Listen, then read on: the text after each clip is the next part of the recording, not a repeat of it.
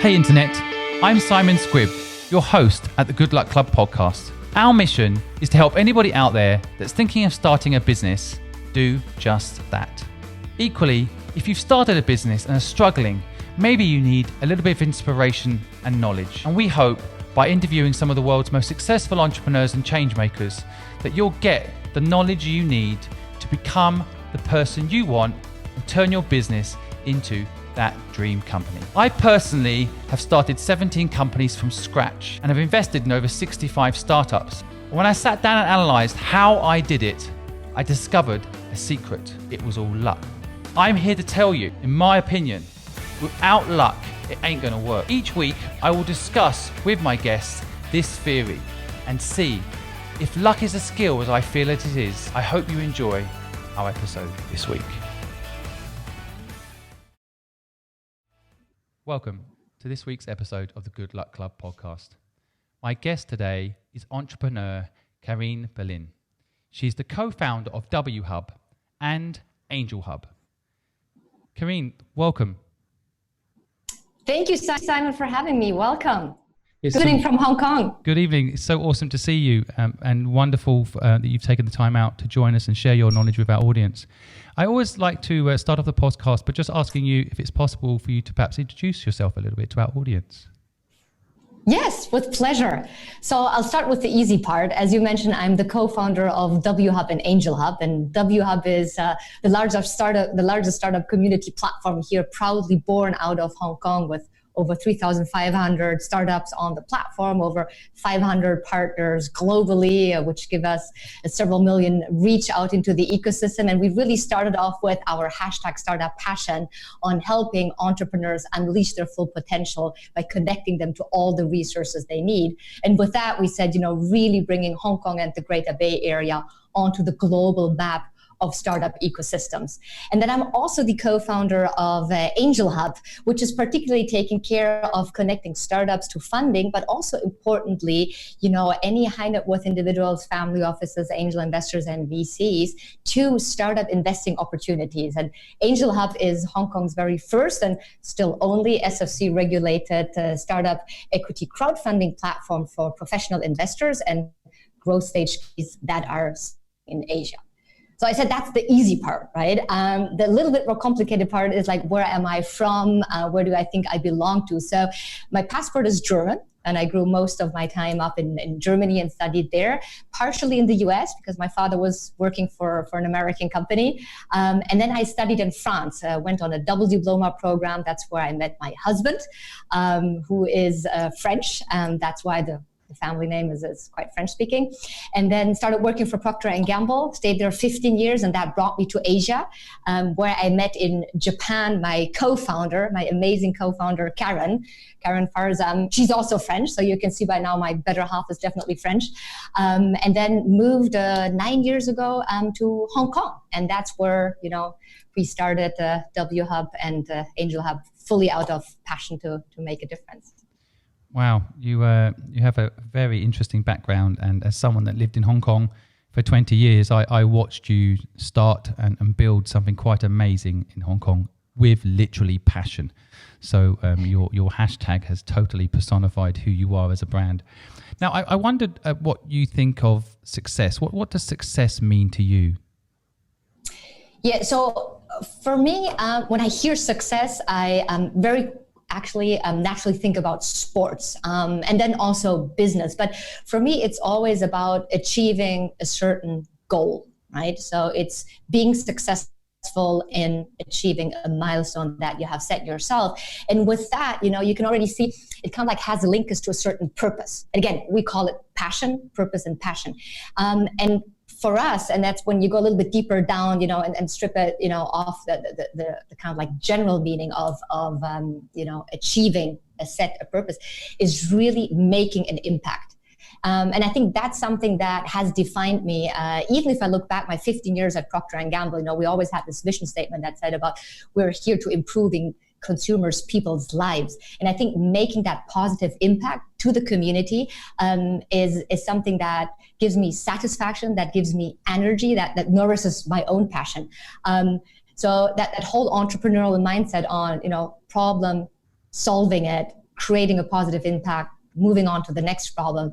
I think that ultimately is how I like to look at being successful, as being impactful. I think being impactful is a great measure for success.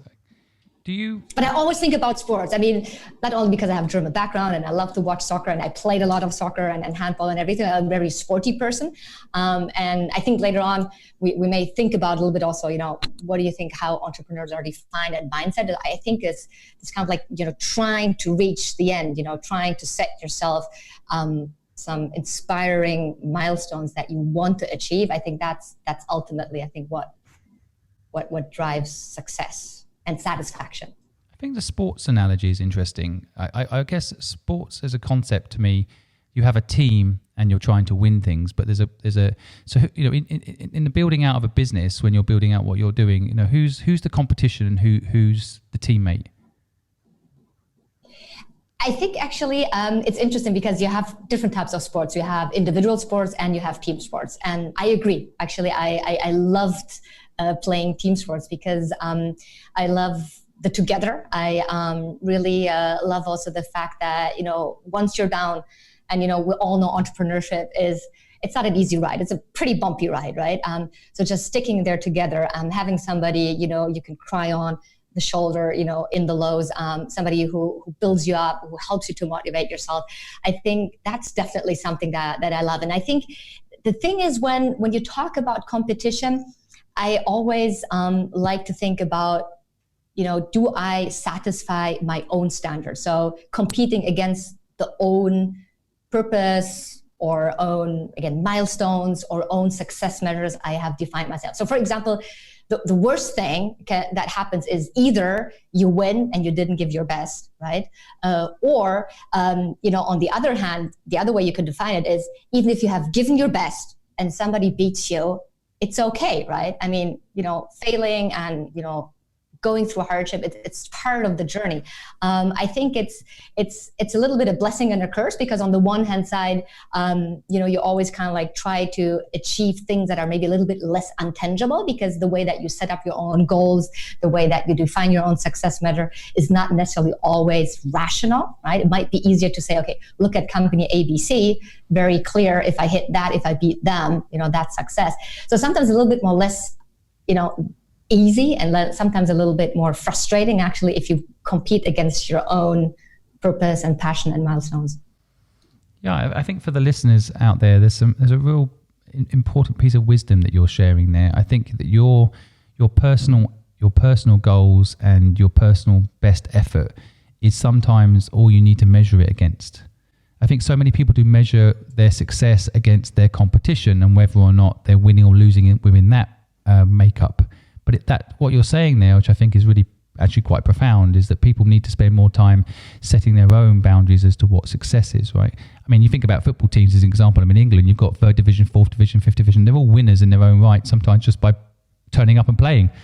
Right? So, absolutely. And I think there are actually two elements to it. One of it is the fact that if you only try to beat somebody, you can only be as good as that benchmark, right? So I think even if you look in terms of more intrinsic milestones or success measures, I think you could arguably go even way beyond things that anybody else could have imagined. The other thing is, and that's something, I'm not sure if you remember what the W actually stands for in WHub. It stands for starting with why. And we heard that talk from Simon Sinek, the golden circle about, if you believe what I believe, the mission, the purpose, the passion, the why is what really drives you and what also attracts anybody else to you, to your team, to be on your crusade. And he wrote his most recent book, which is called The Infinite Game. And I think if you play, and so he distinguishes between finite games and infinite games. And in a finite game, it's really like one lose, one win. It's like a soccer game, right? It's like 90 minutes, somebody wins, somebody. But he talks about business and so entrepreneurship, per definition as well, as an infinite game. You cannot win business. I mean, you can say over a certain time period, I win over competition. But then, again, some other player comes and bypasses you, etc. So he looks at, business and certain, things as an infinite game, which makes it also more interesting, more complicated, where, the set of rules can change, the environment can change. I mean, I'm not going to go into a book circle now, but I really, really find a lot of profound truth in what he says. And it was Simon Sinek, who really also said, if you measure yourself against competition, again, you can only be as good as your best competitor or slightly better. I mean, for anyone out there that hasn't listened to Simon Sinek, you should stop listening to this podcast right now and go listen to his TED Talk on Start With Why. And yes, I absolutely love all of his stuff. And so what you're talking about there resonates.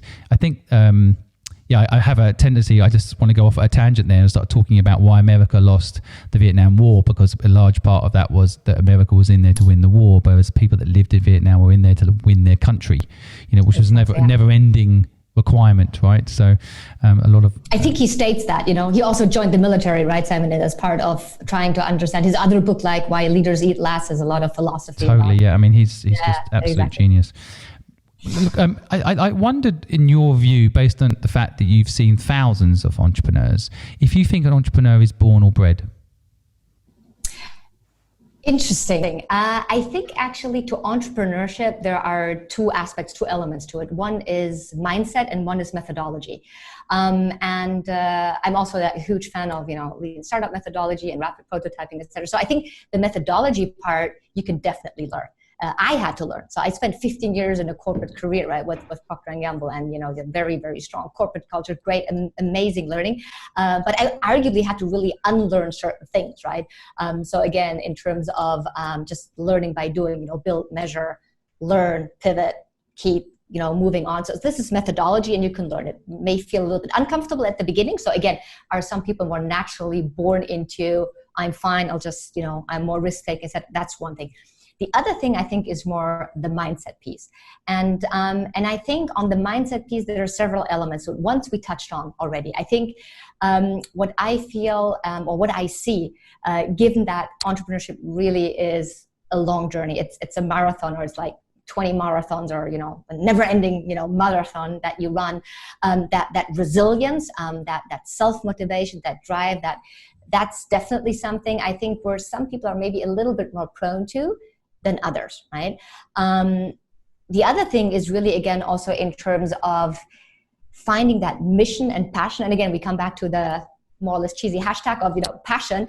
I think, once you really become obsessed about a problem that you think it's worth solving, and you think nobody else is either thinking of it or maybe doing a good enough job, so it's up to you. And that's a little bit the whole idea of getting from 0 to 1, right? I mean, you would be the first and only person who really solves this problem in a way that is stickier, creates more value, or whatsoever.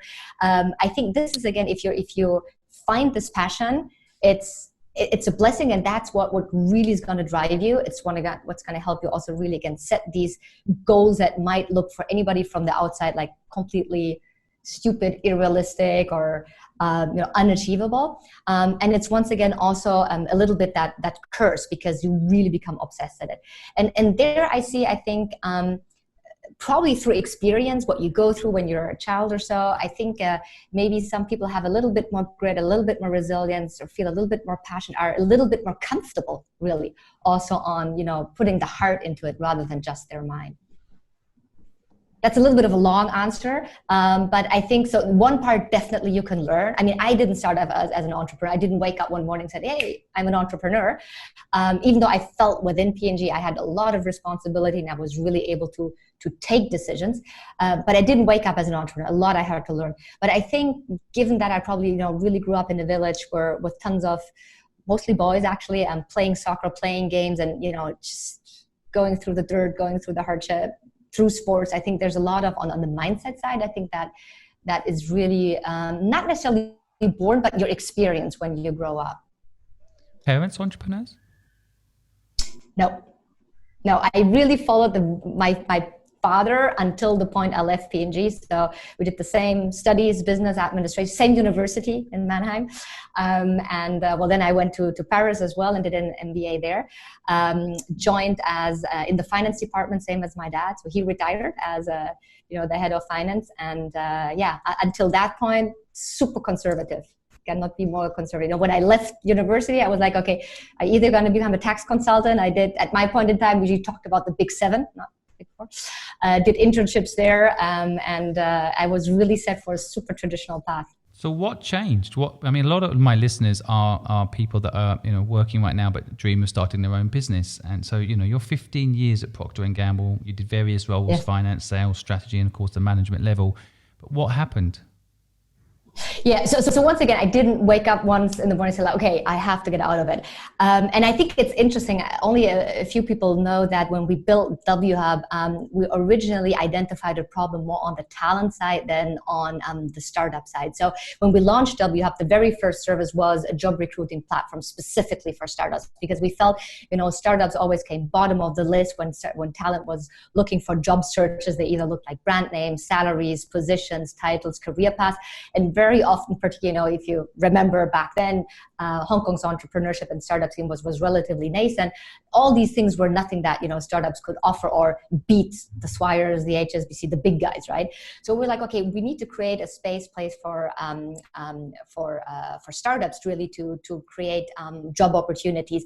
But once again, we came from the talent side, and so having lived 7 years in Japan and having seen multiple trailing spouses or even stories where people lost their job and just couldn't continue contributing to society. We're like, what a waste of brain power. There's so much talented people out there. It was at a time as well. So Karen, my co-founder, is an exotic trader where she saw her colleagues, for example, being forced on finding a new job.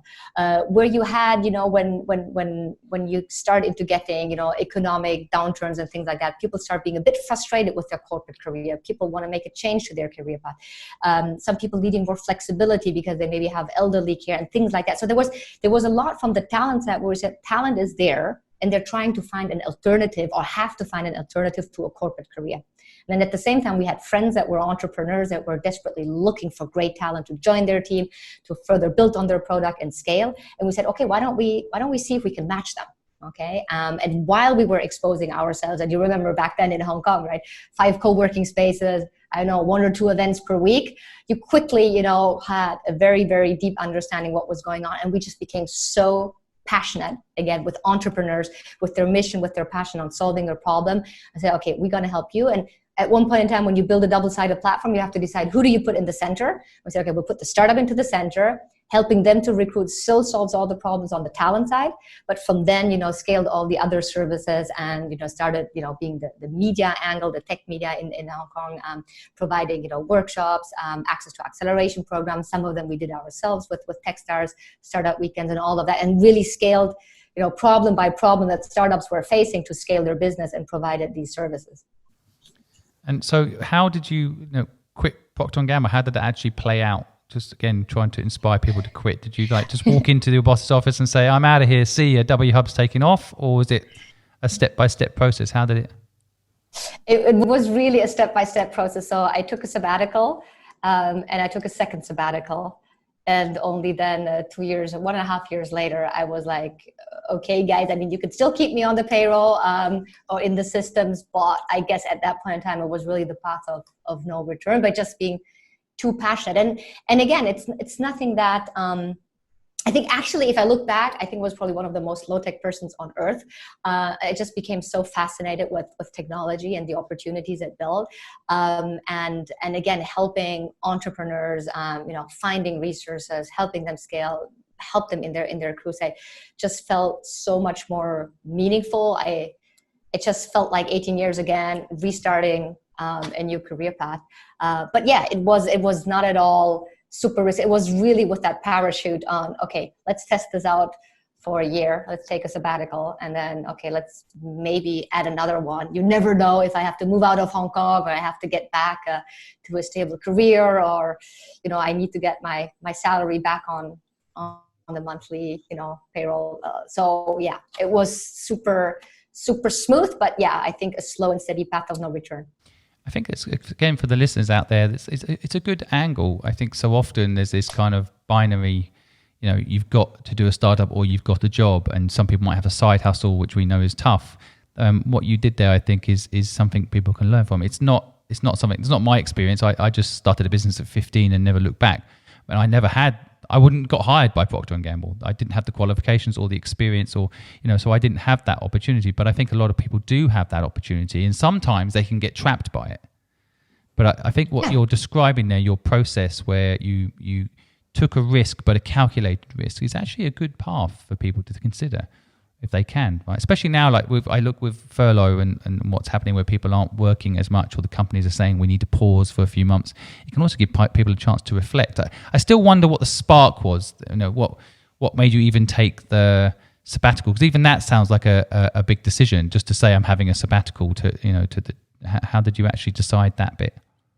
No, true. And you're right. And I think it's actually, if you go a little bit more down, I mean, it's still, reflecting back and, looking back is always easier, and you're always super smart, afterwards, in terms of, that totally made sense. I think there are two things that I wanted to highlight. I think still that really that paradigm shift on letting go, it was a long process, right? Because again, you let go of security, and it was at a time, where it wasn't very clear where WHub were going, where the startup scene was going. It was still very, very much risk taking, right? And it was about also a couple decision with my husband, right? And to say, like, are we okay to stay longer here in Hong Kong? Because if I do that, it's obviously not to then, leave Hong Kong 2 months later, because then I would have everything, thrown everything away. So that's for sure. So still that paradigm shift. And I think that's where, again, that passion, that being obsessed or feeling so connected to a problem, really plays a role, because it is painful. It is painful, in particular when you come from a company that has a strong culture. The other thing is, again, and it's a good point, that you put the finger on it, because if I think back, one of the driving forces was also the fact that at that point in time, I did my 2 years here in Hong Kong with P&G, or 2.5 years, and typically, assignments change like every 2.5 years. And my next assignment was in Guangzhou, where actually the Greater China headquarters were. And that was at a point in time where my youngest daughter, I have 3 daughters, she was still very, very young. Okay. And I still remember this discussion with my boss. I was like, wait a second, my husband is here, and I'm not going to, relocate with the kids to Guangzhou. We're not going to do split family. So how can that work? He said, okay, don't worry. We're going to get you a remote location job, so you can work, Monday from Friday in Guangzhou, and on the weekend you're back in Hong Kong. I was like, wait a second, this is not a remote location job. This is like me being Monday, Friday stripped away from my family. And then, basically, being like the weekend mom. So that was not conceivable with my values, with who I wanted to be, and also the mom that I wanted to be. So that helped to say, you know what? If the next opportunity is Guangzhou, you never know, maybe we're going to move or something like that. So let's take a sabbatical. Let's give me some time to think, and maybe also some other job opportunities open up. And that was the first reason why I took the first sabbatical. It's true. It's interesting, I think. And for people, again, trying to understand how they can make it work for them, that process is fascinating, I think. It's interesting as well. I mean, you're always so diplomatic and positive about everything. But when I think about the Procter & Gamble, you mentioned a few times their culture, and that was good, and they trained you and gave you all these things. But it feels like at that moment too, maybe the culture that they had also didn't align with where you were in your family life. I mean, that idea, I couldn't even imagine saying to my colleague, please, be away from your family Monday to Friday. I just couldn't imagine telling my colleague that, like, and even no matter how big the purpose of the business is, it almost doesn't matter. That overrides. You've got 3 children and they need you. Did they really think it was feasible? Do people really do that? I don't know if I know enough about the corporate world. Do people actually leave their family Monday to Friday and do that? Some people do that, yeah, for sure. But again, I think looking back, yes, I'm always looking on the bright side of things. So again, looking back, I mean, the fact that, I started off in Germany with Procter and then went to France, met my husband there, moved to Japan, and then moved to Hong Kong. So everything was double career management, etc. Because there was, and I guess still is, I mean, I'm not inside the company anymore, but a huge focus on diversity, inclusion, and enabling, women to contribute to the workforce as much as they can. So, having, and that's on both sides, right? So sometimes it's your spouse who is like the one who has an opportunity, or sometimes it's you. And then managing actually a dual career is something that really requires a lot of flexibility also from your respective employers. And I always had that. But at the end of the day, I think, again, if I look back, obviously, there's the company, there's the culture, but at the end of the day, and once again, not to quote Simon Sinek, business is all about the people, right? You cannot see there's people and there's business. Business is people. And you also stay because of people, right? You stay because you believe in what you're doing, but you also believe in with whom you're doing things, right? Yes, and sometimes, through your career, you go through phases where you connect more with your team or your boss and less. So yes, again, at one point in time, maybe it's like good luck or stars align, and you just actually have that point in time where the decision seems to be easier. So it was at that point in time, it was easier to let go, at least to pause. I think it's amazing, talking about relationships and what you're saying, having 15 years at a company, the relationships must have changed many times. So it's to your credit that you managed to do it for 15 years. I think one of the things I'm interested in, you've mentioned your co-founder a few times, Karen, and I'm lucky enough to have met her. She's actually very similar to you, very positive, very, very smart. But how did you find each other, and how, if you're trying to advise the audience about the co-founder relationship, any tips?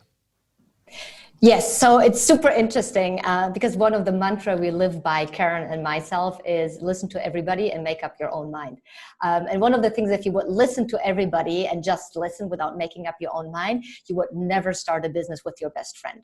So Karen and myself, we go back a long, long time. We met in Japan. So when Karen was an exotic trader at JP Morgan, and I was, finance manager at Procter Gamble in Japan, we were pregnant at the same time, we had, fun at the same time. So all of that was really building a strong friendship first. And then Karen actually moved to Hong Kong a year before I moved. And we found ourselves back here. And then, as I mentioned, we both became very passionate about solving the problem of, talent and startup and matching both of them. And I think the reason why actually people tell you not to found a company with your best friend, I think there are two things to it. One is you potentially could be afraid of looking for conflict, right? Or avoid conflict because you would prioritize friendship, right? But I think if you're friends enough, you already have called yourself all possible names. I think that's probably not the biggest barrier. I think the biggest watch out to really building a company with your best friend is that very often you are too similar, right? Because you get attracted to people who are, very similar taste, mindset, etc. And I think, Karen and myself, it's interesting that you say that we're very similar. It's because we define ourselves more like yin and yang. And so there's a little bit of black in the white, and there's a little bit of white in the black, right? But I think proportion-wise, I think we're very different. And the way that we look at things is super complementary. Also in terms of, she also did a double diploma, but she was first an engineer and then added an MBA. And I was actually really first, a business administration focused, and then added, some other elements and, exposed myself more to the tech scene. So very, very different background. And even very often, if we look at exactly the same topic, fact, from very different angles. And then, given that we're not afraid to really get into a constructive discussion, we say we never really fight. Maybe sometimes people outside would think it looks like that, but we don't. I mean, it's really beneficial. So we always think that afterwards, it's the yin and that we come out with something that is better that me, myself, herself would have not been able to do alone. Yeah, I mean, I know you both, so I know exactly what you're talking about. For the audience listening, I think what I see is you both have the same moral code, you both have the same work ethic, and you seem to have the same sense of humor, which I think is overlooked as an asset. And then, but you do have different execution skills, right? You have different areas of things that you like to do and are good at. Yeah, and expertise. Exactly. Yeah. And really good at and like to do. So there's never overlap. That's not like I'm right or right. There are certain elements I 100% trust what she does, and vice versa. There's not like I know better than you or whatsoever. Yeah. Well, I mean, I married my business partner. So Helen Griffiths was my business partner at my first company in Hong Kong called Fluid, and I mean we had the same core, we had the same, I guess, attitude to things in life, but we ultimately had very different skill sets. And I think it's a really good bit of advice from you there. So anyone listening out there that's thinking of getting a co-founder, just, I don't think there's anything wrong either with working with your best friend. My wife is definitely my best friend, but I can absolutely see that if you're not careful, if you're doing the same thing, you can end up. I always picture it like a band. If you both want to be the lead singer, you might get Robbie Williams breaking away from the band, and I sort of take that with Robbie Williams was what I saw recently. So that it's still even there, even though they're doing an online thing for charity. I think it was still. I don't even know what I'm even talking about. Take that and Robbie Williams, but anyway. No. But yeah, totally do. Okay, good for you. But by the way, I think I could have never built a business with my husband because we did kind of like exactly the same studies the other way around, and we're very similar. So I think we would more easily get into an argument about something that we're both probably qualified and maybe short-sighted on something else then. Yeah, that's interesting because and I'll be careful now because my wife edits every single one of these podcasts, but my wife and I were absolutely amazing business partners. Like I just couldn't have been happier working with Helen. It was amazing. But as parents, we have a fair bit of conflict. And I think it's a healthy amount, what schools to go to and what, the right way to parent and so on. But it's very interesting, I guess, when if you were the same background, like my wife went to university and I didn't, and we just have a different background. So when it comes to parenting, it seems to have a slightly different edge to it. We're still happily married, I would just like to add. And I love you very much, Helen, if you're listening to this podcast. But you know what I mean? Yes, absolutely. No, I agree. And that's also where sometimes like emotion really play a role, right? When it comes to child education. And it takes over completely. Well, I mean, even when Procter Gamble tell you to, it's fine, be, 5 days a week in China and leave your kids behind. There's just no way it's going to happen, even if you love the company. I was wondering what your view was on my theory around how luck is so important in business. What's your view? So I listened a few years back to another interesting TED Talk. Right now, I don't remember exactly the name of the person who was holding, but I think you can find it super easily. It was about trying to understand and identify out of 5 factors, which are the most important ones for business success. Right, and it was about funding. It was about skill set. I think the team. It was about the business model, and one was about timing. And they did, I think, like thousands of research on companies, etc. And the most single or strongest correlation of business success was not the team, not the passion, not the funding. It was timing. And I think history. The books are full of was not necessarily the first inventor who made it to a great go-to market and commercialization, I think it's also healthy to always remember. I think doing the right thing at the right time is something that has a huge impact. And if you want to call it good luck or luck, I guess you can. Right? It is really that. Also, sometimes if you start solving on a certain problem and you don't get the traction and you just have the grit to stick at it in 2, 3, 4 years later, again, I think there's a lot of this. Yeah. And I think it's on the one hand side also very healthy to always remember that. So it's not, again, unfortunately, your own capabilities and skills. I mean, there's a certain, again, grit and there's a certain mindset that is important. But I think, yes, with regards to that, I would fully agree. It's interesting because I think I would fully agree in terms of, good luck and the stars being aligned. And I'm a huge fan of Star Wars. I totally believe in the Force. So on the other hand, again, would the same hold true in terms of bad luck? I'm not sure. I'm not sure. And again, maybe that's me kind of like always trying to look at the glass half full. And maybe potentially at this point in time, I didn't have that much of a huge amount of bad luck yet. But I would see as, bad luck or setbacks or difficulties more again as part of the journey, right? Which comes back to, startup methodology. Negative feedback is only one type of feedback, right? And I mean, as an entrepreneur, you're not masochistic, right? I mean, when we say fail fast, it's actually not that we love to get negative feedback and, it's about learn fast. But it's about, getting feedback and getting an understanding understanding is way better than having zero understanding and validation. Because the worst that can happen if you're looking for an innovative product market fit is you need validation, right? So you need to understand, are you on the right path or on the wrong path? And the faster you do that, the faster you get feedback, right? The better and the earlier you actually find the solution. So long story to say, I think I totally believe in good luck and in the force, and having been blessed so far by the force, but I do not necessarily at the same extent would buy into bad luck. Do you feel you've had a big break in business? I think you mean break through or break down? Definitely. I mean, either. What's the story that kind of you had a breakdown at Procter Gamble and that was it, and you decided to do your own business, or you had a breakdown building your own business? I would say that was my breakthrough, actually. Yeah, ironically. Well, that goes back to your point just a moment ago, actually, isn't it? Yeah. Sometimes my view is that sometimes your bad luck is actually your good luck. Yeah. So I mean, it's easy to say in hindsight, but even myself, my father died when I was very young. That was a very hard moment. But I look back, I love my life today.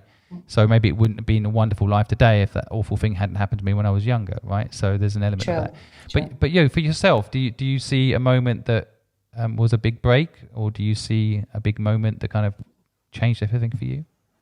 Yeah, I gotta get back to that. I just, when you were, talking about it, reminded me of something that my grandfather always said, and I don't know if that's like a typical German proverb or so, but he always said, the good luck comes to the hardworking one. So again, I think it's a really interesting concept in terms of, yes, of course, how much is your own influence, or again, is it just, mindset and resilience versus also not overestimating yourself and being too arrogant, and if something works well to say, yeah, that was all me, versus you were just lucky. I mean, just to pick up on that, I know what your grandfather was talking about. There's a famous saying with Jefferson, he's basically, the harder you work, the luckier you get.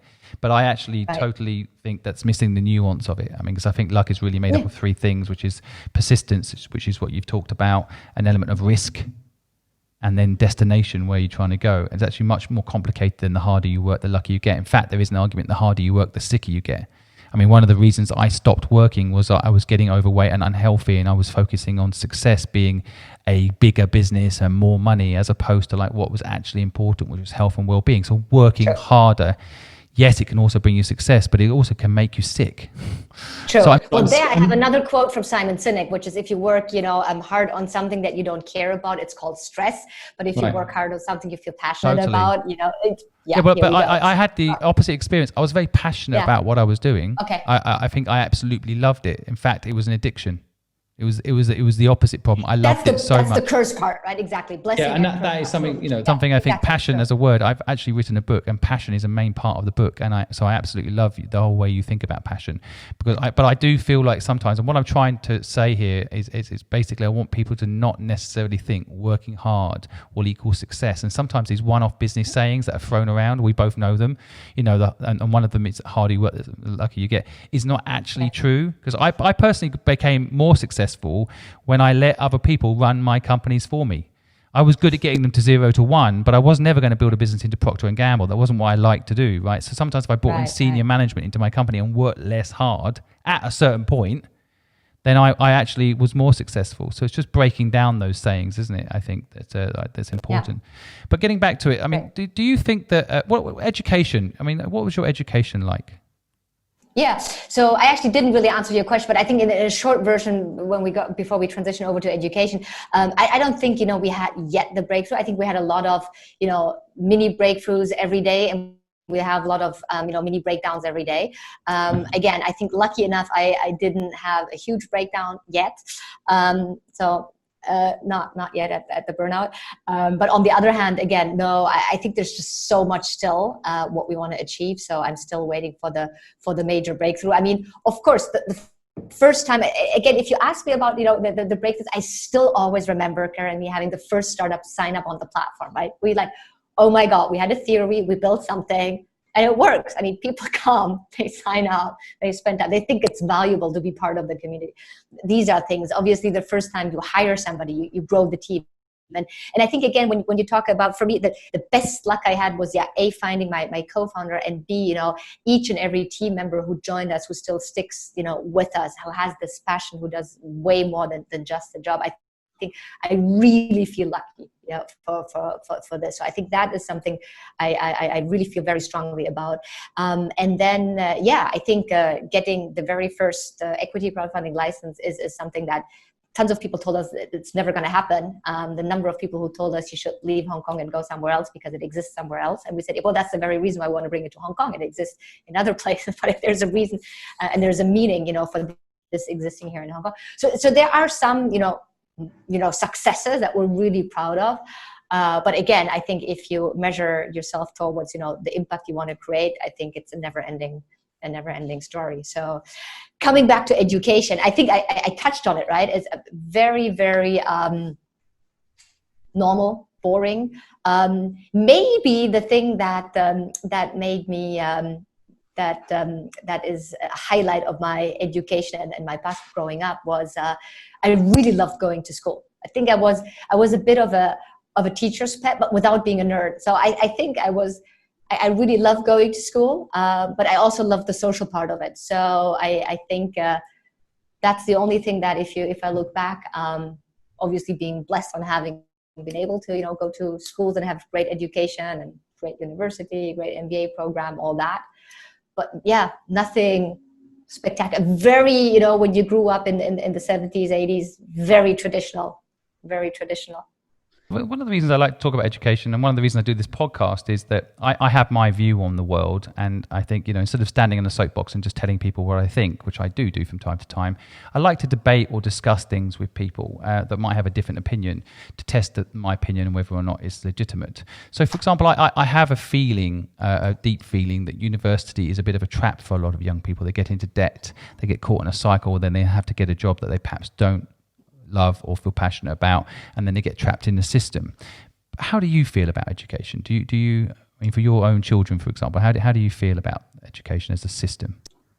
Yeah, I think I have seen, so again, coming back, seen myself thriving through a very traditional education system, as much as I have seen my siblings, older brother or younger sister, being way less happy than me through that traditional system.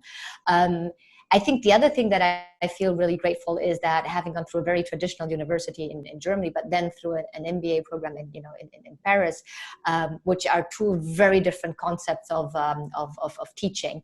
So on the pure academic side, right? And I still remember, in a German university, if you start becoming creative and coming up with own answers and not following the textbook, the professor would be like, who asked you to think? I'm exaggerating, but on the other hand, remembering, when I arrived in Paris and I would start, reciting, what I read in the textbook, the professor would go like, okay, well, I can do that by myself, learning by heart what is written in the book. So what is your opinion? So I think what I really loved is that diversity. And I think right now what I treasure with the education that my children are going through, which I think is fantastic. I'm not sure. So they're part of, Hong Kong International School, which is really a very international school that is built on growth mindset. And a lot of the theories that I can see in education today are, for me, relating much more, again, type of mindset and methodology we see in entrepreneurship, right? In terms of it's not about the end result, it's about the path, right? It's about really, having a growth mindset, being risk-taking, stretching yourself. I always say learning starts where your comfort zone ends. So really giving kids the comfort to say it's okay to fail. It's okay to confront problems that are ambiguous, that don't have a clear answer, right? Telling kids, it's not about you telling me 1 + 1 is 2, but tell me why it's not 3, tell me why it's not 10. What are, and that is, I think, one thing that I really, really appreciate. That the overall concept is about really teaching resilience, collaboration, and creativity, which I think are indeed 3 values that are really, really important. And when it comes through that resilience piece, and I think, again, shout out to my parents, I think a lot of things you learn outside of school, right? The fact that, I was jobbing on the side, you have the festivals in the village where you start, delivering the beer and the sausages, and that's how you earn your money. And, you learn really the values of being self-motivated, not having that sense of, how you say that in that sense of, entitlement. I think that is really something that is really, really important. Well, thank you for sharing that. I'd like to finish the podcast off on a lighter note and just ask you, if you went back to your younger self and gave some advice, what would it be? I think I would totally follow the EDPF, je ne regrette rien. I would do it all again. Huh. That's again my positive way of looking on all, also, you wouldn't say, by the way, moments I was going through. Oh, so you wouldn't say, oh, by the way, don't go to Procter Gamble. 15 years from now, they're going to tell you to be away. No. You know what? It's interesting because, very often, at universities, you have an opportunity to share a little bit about your story. And also, obviously, what we try to do is go to universities and encourage students to try entrepreneurship. Not everybody has to be an entrepreneur, but at least you should try it out. And you should, understand what it is. I mean, that's one of the reasons why, we run hackathons, and can put a shameful plug right now there, go on hack.asia. We'll put all the links in the bottom of the podcast to all of your many activities, including hack.com. Hack.asia. Again, so coming back to what was the point I was going to make? Probably about trying. What you said that I stuck with me was you were talking about how everyone should be an entrepreneur and try it, and how everyone should give it a go. Yeah, exactly. So, and I think that the overall question that you were saying, telling people don't go to Procter & Gamble, right? So, you know what? Actually, back then, I think it was exactly the right thing to do, because the amount of focus that would put on training, on learning on the job, which is something, again, in the best years, when companies have the budget and the focus and, really being able to nurture their talent, I really benefited from that. I think the time I left, probably because of cost pressure and things like that, there weren't the same opportunities. So again, nowadays I tell students what was true for me, 20 years, or actually 30 years, I don't know, I'm not going to count. What was true for me that time is not true anymore, right? So, companies don't have sometimes the same means, the same structure, and the same luxury on, putting such a high focus on education, and something like stable jobs or stable career paths don't really exist anymore. Also because the world is way more ambiguous, right? It's not that these companies do not necessarily don't want to offer it. It's just a different world. And I think, again, you can look at it, the glass half full or half empty. On the one hand side is, the bad news is there is no one career path, right? And Sheryl Sandberg said, it might be the jungle gym, it's not the ladder anymore. But on the other hand, again, it's positive. Can you make any mistake with your first job or your second job? No. Just make sure that you understand the skills you get out of it, the experience, you treasure it, you value it, and then you build your own jungle gym or ladder or whatever it is you want to follow. So today, I don't tell people you should go and, join a consultancy, a multinational, whatever, or a big, established company, as much as I don't tell them you have to absolutely start with entrepreneurship, because both are sides, and you know that. You did that yourself. We're running co-innovation programs with startups and bigger corporates. There are both sides to it. Agility, innovation, risk taking is one. Structure, processes, methodology, all these have value, and it depends where you are, if you're from 0 to 1 or if you're from 1 to 1,000. So I think that complementarity, long story short, again, I think that's what really makes it. And that's where I said, no, I don't regret it. I don't regret. Totally. I love the way you think, and so similar to the way I think, and I appreciate it very much, you giving your time today. I'm going to quickly sum up what I've taken away. What I like to do is sum up the end. Anyone listening to the end bit, they have to go and listen to the whole podcast to get the true context of each of these points. But when it comes to co-founders, you can be friends, but just be different, is what I took from that. Making an impact is really probably one of the key elements to ensuring you build a company of purpose. I think thinking, as Karena explained, around a kind of sports analogy, the teams and your goals. It's very interesting to think about a business in that frame. Hardship is part of the journey, something that really stuck with me that you said. Mindset, of course, is so important. I like the concept of try it out, which you just mentioned. I think that's really true. Everyone, even if you're not necessarily thinking that you're an entrepreneur, I've seen a lot of people that aren't necessarily framing themselves as entrepreneurs. Mark Zuckerberg probably didn't frame himself as an entrepreneur, but if you try it out, you'll be surprised, I think. So I really like that bit of insight. Learning starts where your comfort ends. I like that saying. It's something I like the audience to take away. And little breakthroughs. Sometimes it's not a big breakthrough, it's a little breakthroughs. And I think your little breakthroughs every step of the way have been amazing, and you're an inspiration. And thank you so much for sharing your story and sharing your insights. And I look forward to having you back on the podcast show very soon. Thank you so much, Simon. And if I could just say, it was really, really special because we know each other for a long, long time. And I think once again, just to put a shameful plug on the Hong Kong ecosystem, it has come a long way. And I think it's something that is both, dear to both of our hearts. So thank you so much. Very special to be on that podcast with you. Likewise. Thank you so much. And I'll look forward to speaking to you again very soon. Thank you so much. Thank you for listening to the Good Luck Club podcast. We know you have thousands of podcasts you could be listening to, and you've chosen us. We, of course, feel lucky. If you want to hear more, please go to thegoodluckpod.com or go to any of our social media pages and share with us your views, your insights, and any way that we can improve what we're doing to make it a better experience for you. We wish you the best of luck.